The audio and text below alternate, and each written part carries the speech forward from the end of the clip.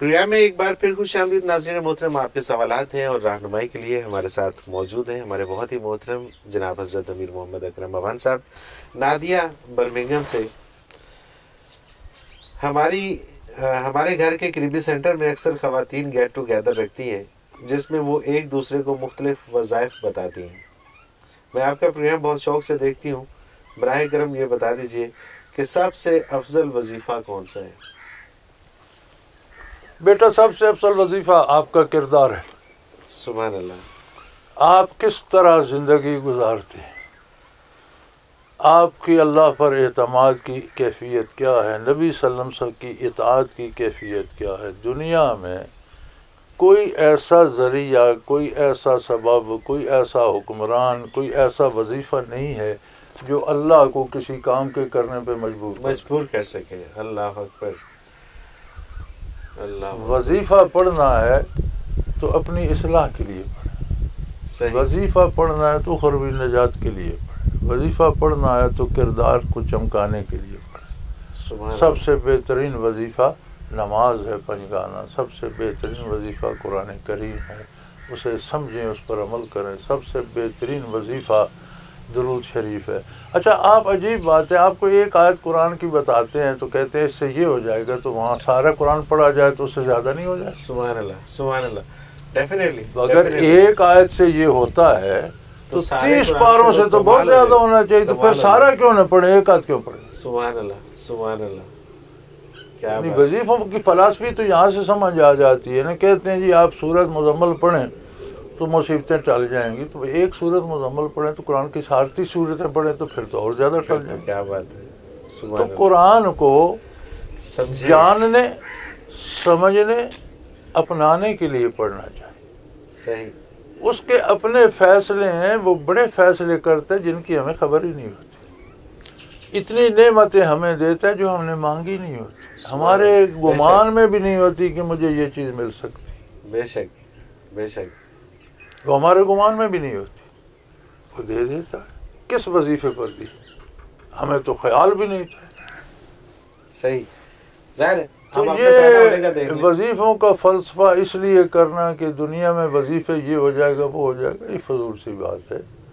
قرآن کو، اللہ کے کلام کو، درود شریف کو، نماز روزے کو اس کی اطاعت کے لیے کرو اور اس سے دعا کرو. جو وہ عطا کرو تو ہماری سمجھ سے زیادہ عطا کرتا ہے. سبحان اللہ. بے شک بے شک.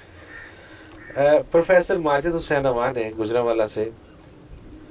کشف انعامات باری میں سے ہے تو پھر صاحب کشف خطرے میں کیوں ہے؟ جس کے پاس دولت ہوتی ہے خطرے میں وہی ہوتا ہے. کیا خطرہ ہوتا ہے اس بھائی میرے بھائی، بادشاہ کو خطرہ ہے سلطنت چھن جائے گی. ٹھیک ہے کہ نہیں؟ بالکل ہے. امیر کو خطرہ ہے کوئی دولت لے لے گا. جو جگی میں بیٹھے اسے لینے کیا، اس سے تو کوئی خطرہ نہیں کسی.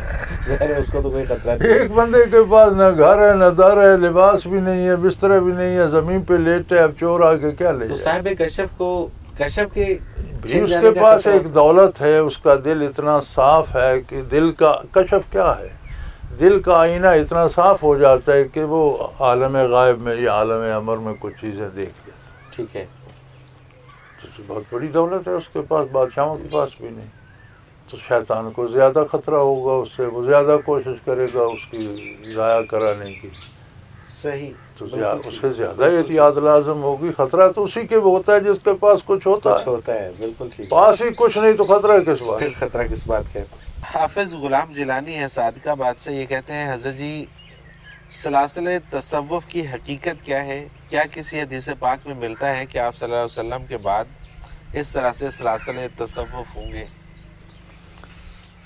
گزارش یہ ہے کسی حدیث پاک میں ہے کہ آپ کے بعد اس طرح کے مدارس ہوں گے، بریلی ہوگا، دیوبند ہوگا، مدینہ یونیورسٹی ہوگی، ہے کہ کوئی کرنے کی بات کیا کرو.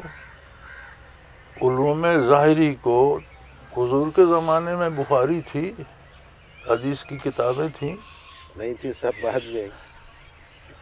حضور کے زمانے میں فقہ کی کتابیں تھیں، ضرورت ہی نہیں تھی. حضور کے زمانے میں مدارس تھے. اب ضرورت نہیں تھی، اس طرح کے جو آج ہیں. بالکل ٹھیک بات. تو جو چیزیں کرنی ہیں کنٹینیو رکھنی ہیں ان کے لیے جو اسباب اختیار کرنے پڑتے ہیں وہ سب شریعت کے مطابق ہوتے ہیں، اگر کوئی شریعت کے خلاف نہ ہو. بالکل ٹھیک ہے. جو ظاہری دائرہ کار ہے شریعت کا، کوئی منع نہ ہو حرام نہ ہو تو وہ اسباب اسی ذیل میں آتے ہیں. صحیح، بالکل ٹھیک.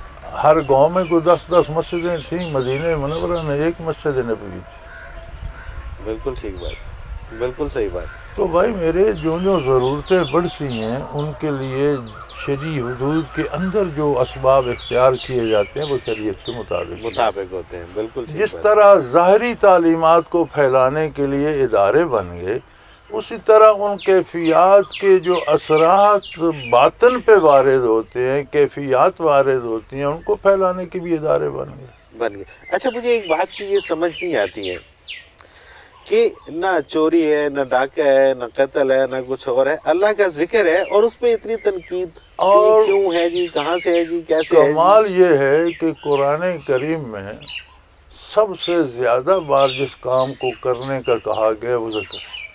بے شک، بے شک. اور اللہ اور بندے کا جو رشتہ ہے وہ ہے ہی ذکر.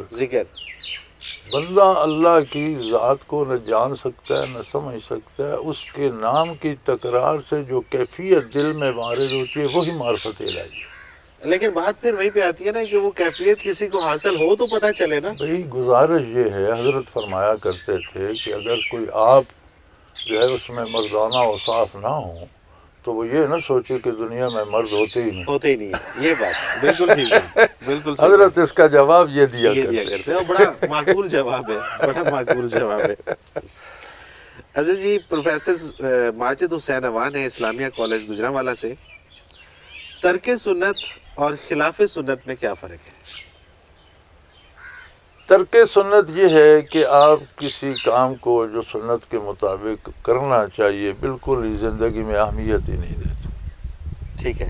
آپ کی زندگی میں کوئی سنت کی اہمیت نہیں ہے، جیسا ہوتا ہے وہ کام کر لیتے ہیں، کبھی سنت کے مطابق ہوتا ہے کبھی خلاف ہوتا ہے.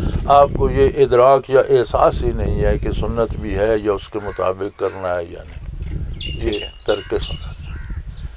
خلاف سنت ہر وہ کام ہے جو طریقہ اور سلیقہ اسلام نے بتایا ہے، سنت میں موجود ہے، حضور نے کیا ہے یا کوتا دیکھ کر پسند فرمایا ہے یا کرنے کا حکم دیا، اس کے خلاف کیا جائے تو یہ خلاف سنت. صحیح. مطلب ایک میں احتیاط ہی نہیں ہے، ایک میں پرواہ ہی نہیں ہے، ترک کر دیا، چھوڑ دیا. کوئی آپ کی زندگی میں سنت کی کوئی اہمیت ہی نہیں.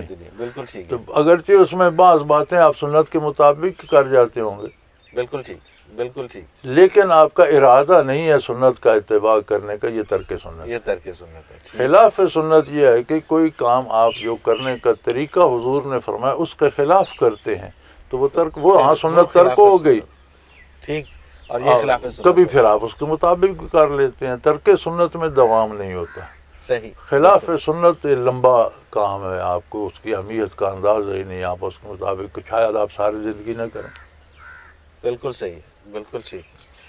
اچھا اسی طرح سے عطر خورشید ہیں کوٹ لکھپت سے، یہ کہتے ہیں حضرت جی رحمت اور خاص رحمت ان میں کیا فرق ہے؟ ان میں بہت بڑا فرق ہے.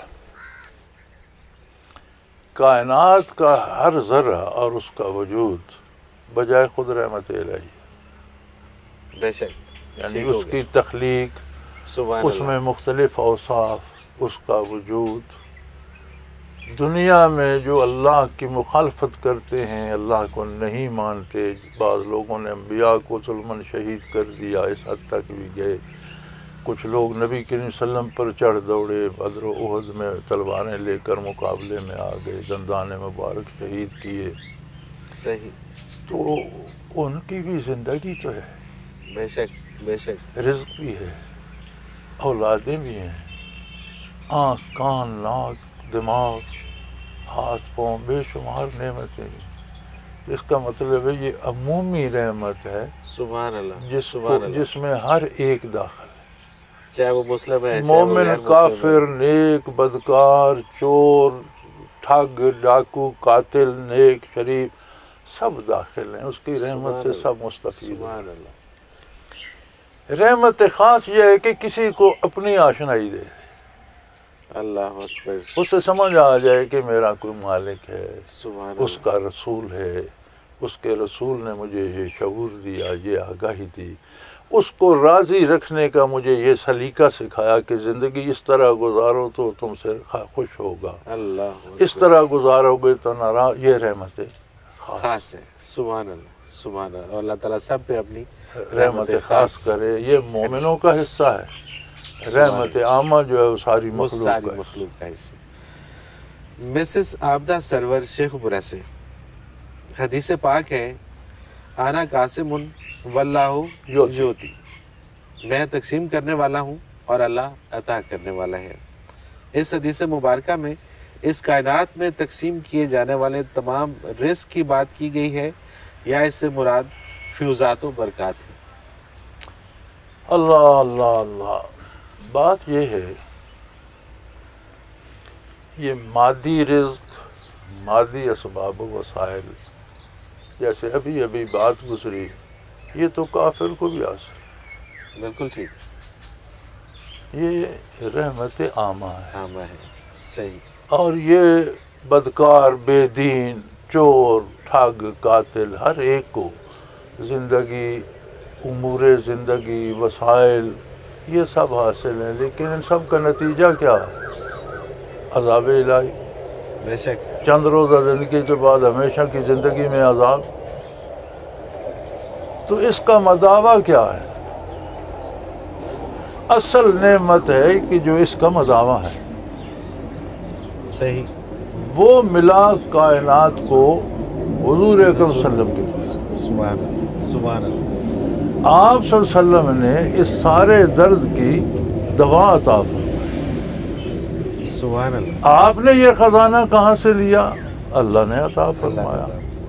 تو معرفت الہی، تعلق باللہ، اتباع رسالت، دین اور اس میں خلوص، قرآن اور اس کی کیفیات، تجلیات باری اور انوارات، یہ خزانہ ہے، یہ نعمت ہے جو غیر مسلم کو نصیب نہیں ہوتا، بالکل ٹھیک۔